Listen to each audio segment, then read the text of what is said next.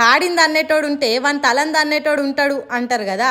Hago అదే జరిగిందిడా. తిరుపతి జిల్లా వైవిపాలెం ఊరు పరిధిలా ప్రపంచం కండ్లు కప్పి నాటు సారా కాస్తున్నారట కొంతమంది సారదందా నడిపేటోళ్ళు. ఎవ్వలు కనిపెట్టని ఎవ్వలకు దొరకని జాగల సారాగా వస్తున్నారట.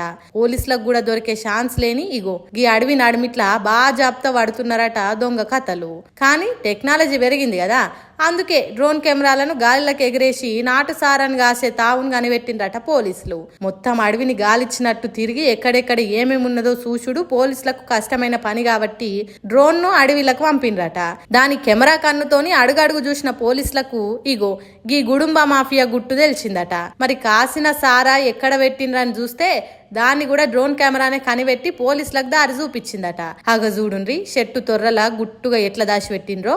ఆ మట్టి బుర్రలకు తట్టనట్టున్నది పోలీసుల తన డ్రోన్ అనేది ఒకటి ఉంటదని, అది వాళ్ళను పట్టిస్తదని తెలుసుకోలేకపోయినరు. డ్రోన్ చూసినోళ్ళు ఉరుకుడు మొదలు పెడితే పోలీసులకు సిగ్నల్ ఇచ్చిందట. అడ్వాన్స్ టెక్నాలజీ ఉన్న డ్రోను ఇంకేమున్నది, పోలీసులు చుట్టుముట్టి దొంగలను దొరకబట్టిండ్రట. అబ్బా ఈ డ్రోన్ ఎక్కడిదరా బాబు, మా గండాన దాపరమైంది అన్నట్టు తిట్టుకుంటున్నారు కావచ్చు దొంగలు. పోలీసులకు దొరకకుండా ఉండాలంటే మళ్ళోసారి వీళ్ళు కూడా డ్రోన్లు వాడి పోలీసులు వస్తున్నారా ఏడున్నారు అనేది తెలుసుకొని దొంగసారా కాస్తారు కావచ్చు. కానీ పోలీసులు దానికి మించింది ఏదో చేసి దొంగ దందాలు పట్టుకుంటారు. కాబట్టి ఇసొంటి ఇజ్జత్ లేని పనులు చేసే కంటే బుద్ధిగా ఏదైనా పనులు చేసుకొని బతకరాదుండ్రా అని తిడుతున్నారు ఈ దొంగ సారా కాసి మంది పానాలు తీస్తున్నోళ్ళ కంత్రి బుద్ధి తెలిసిన పబ్లిక్.